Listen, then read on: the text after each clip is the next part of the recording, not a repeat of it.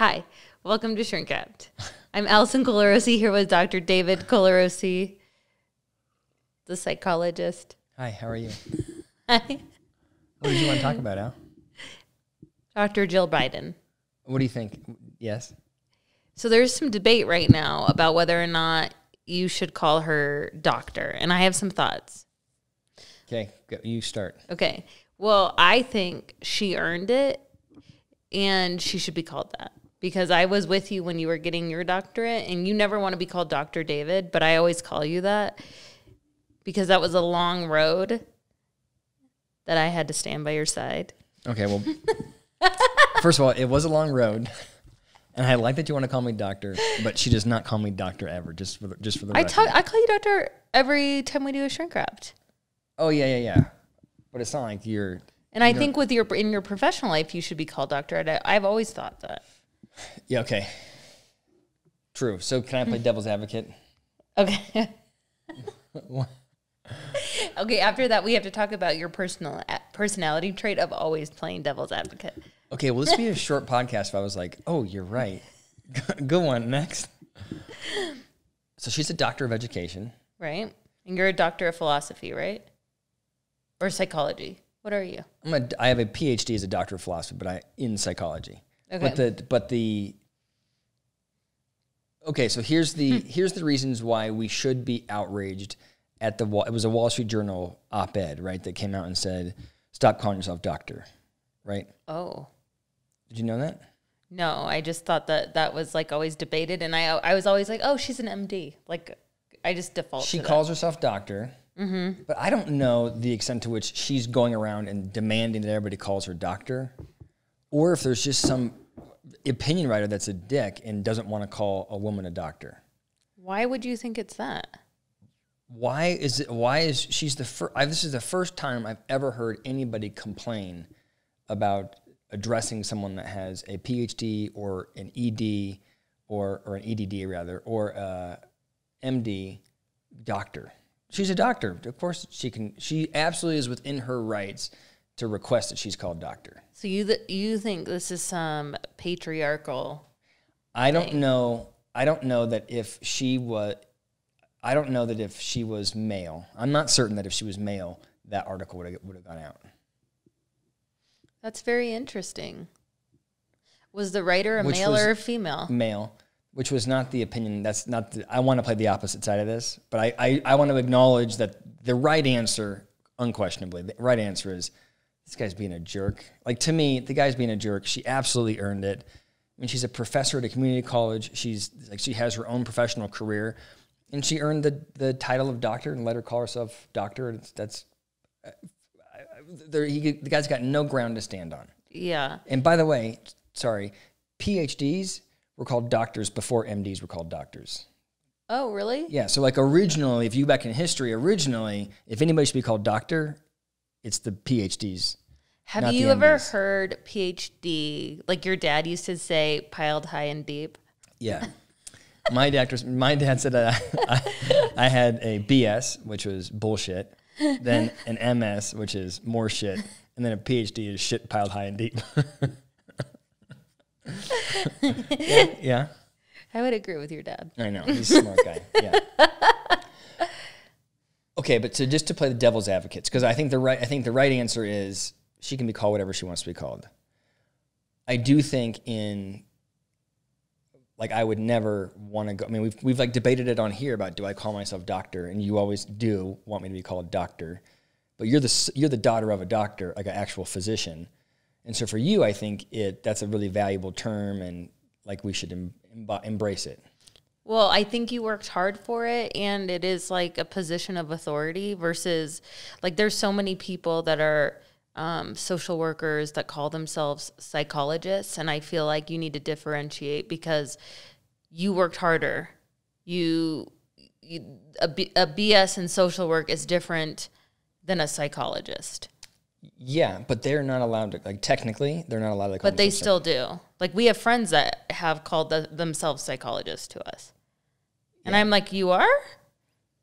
Yeah, but it's I think if I'm on a plane and I say I'm a doctor, no one's thinking it's PhD. They think it's MD, right? I feel like and I think, by the way, I think medical school is more difficult than it depends it depends what PhD you get it in.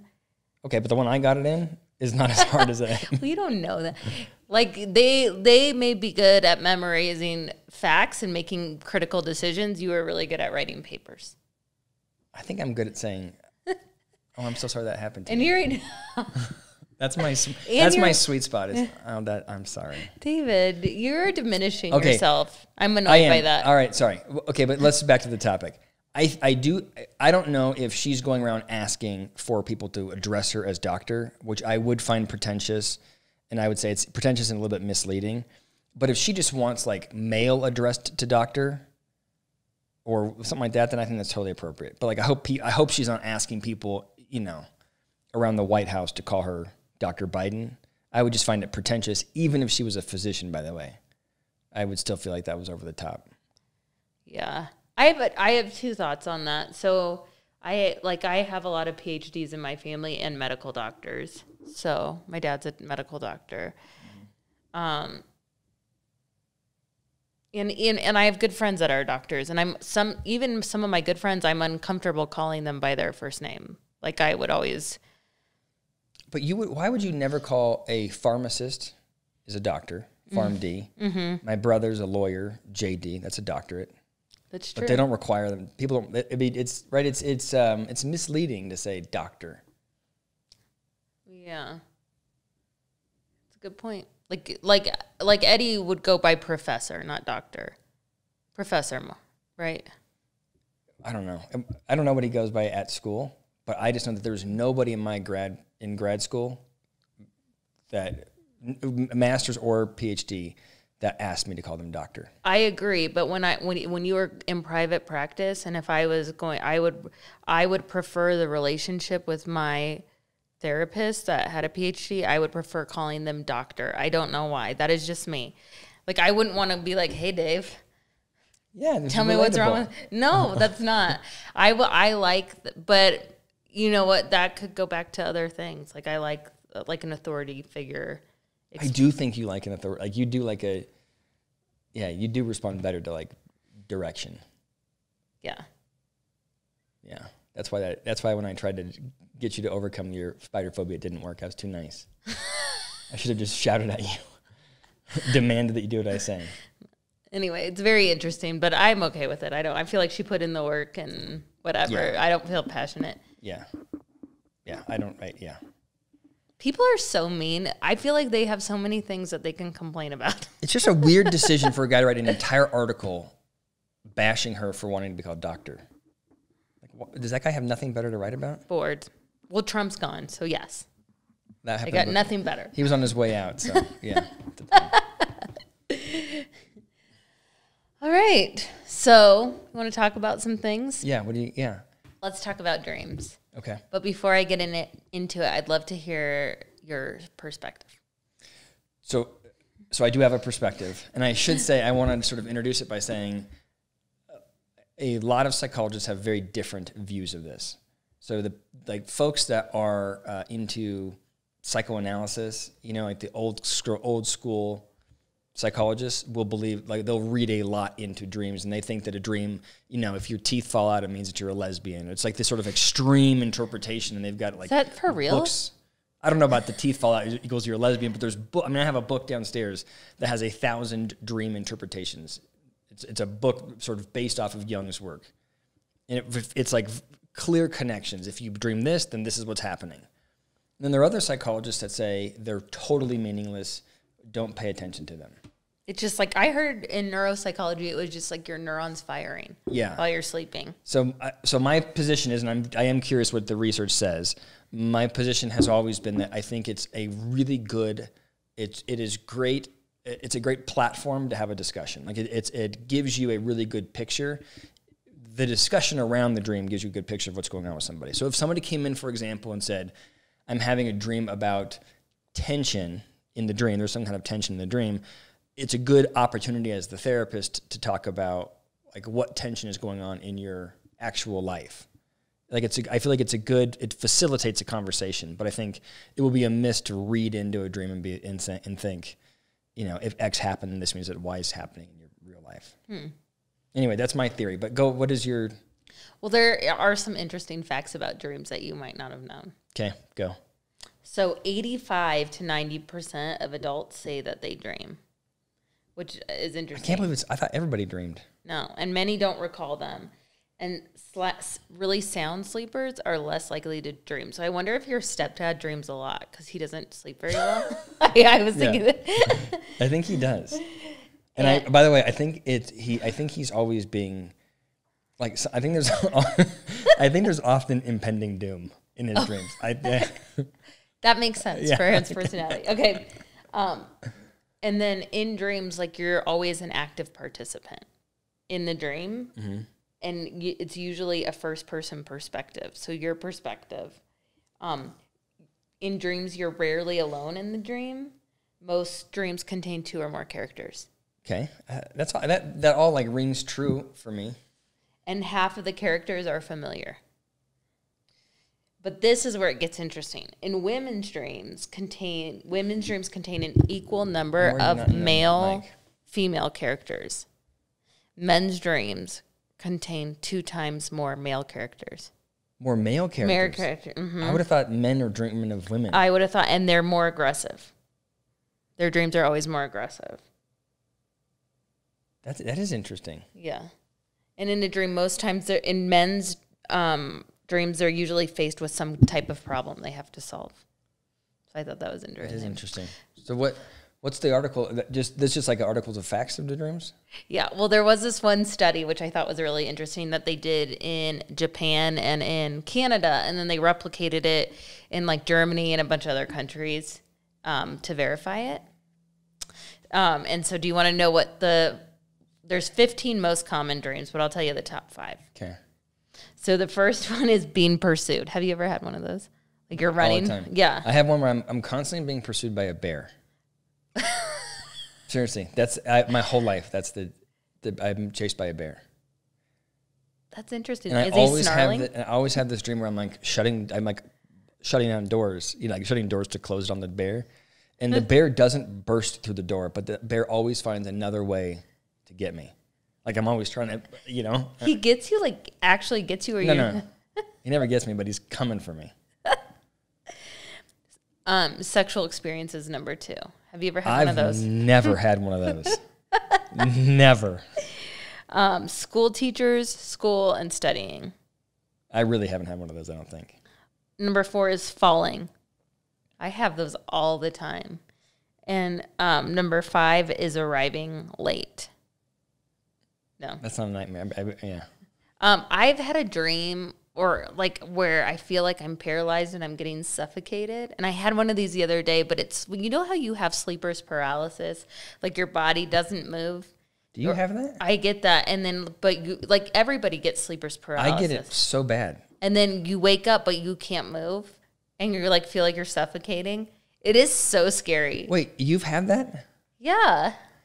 I seriously, I had it 2 nights ago. I have it and I can't even open my eyes, and I try and scream. I can't scream, and I hate that feeling. I didn't know you ever had that.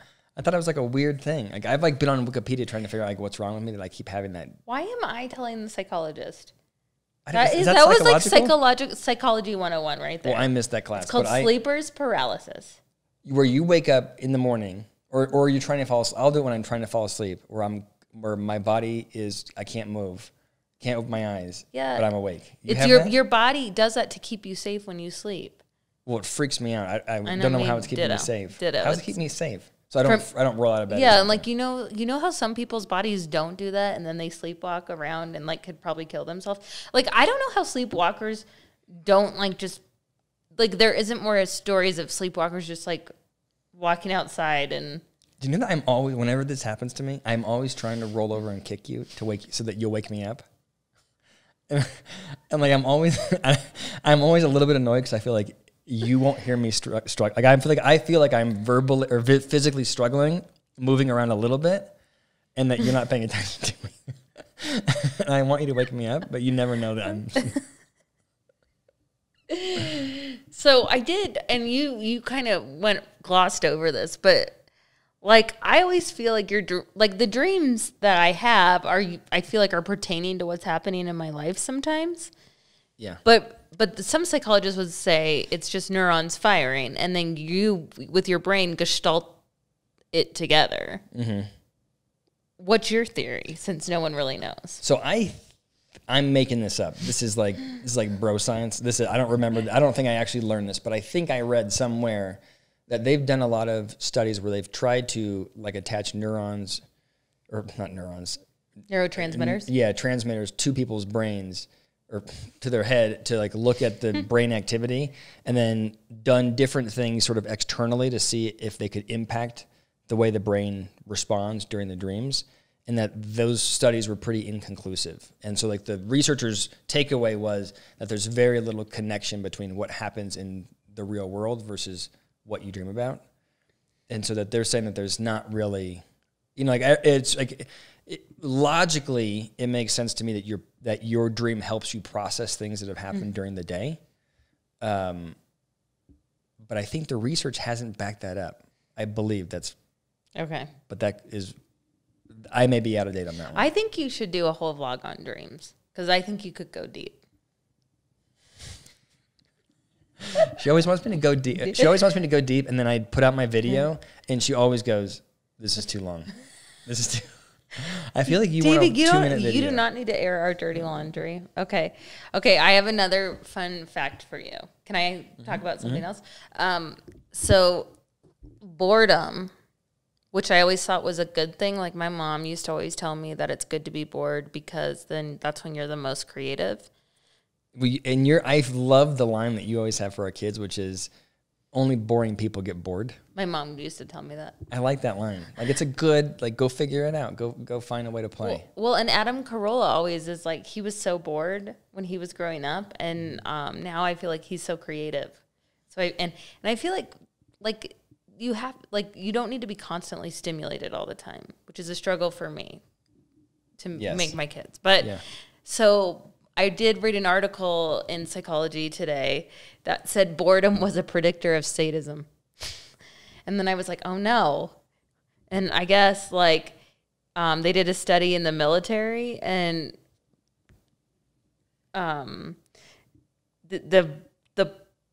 the soldiers in the military that were bored were more likely to be sadists toward their fellow soldiers, and parents that were bored with like their kids were more likely to be nasty to their kids.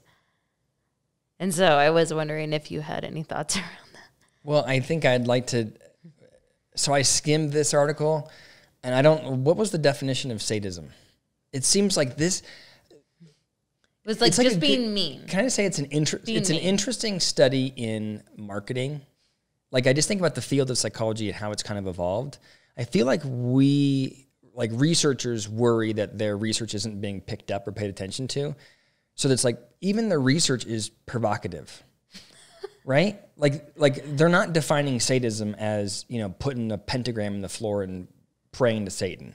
No, right? It's about being mean. Sadism. So it should be boredom, or being bored leads to nasty behavior, or more negative behaviors correlated with boredom. Well, but what do you think? Like sometimes I feel like when Leno's bored, our 2-year-old, he'll just like go hit someone. Yeah. I mean, I think I can imagine that when you're bored, doing things that will provoke a reaction from other people is adaptive.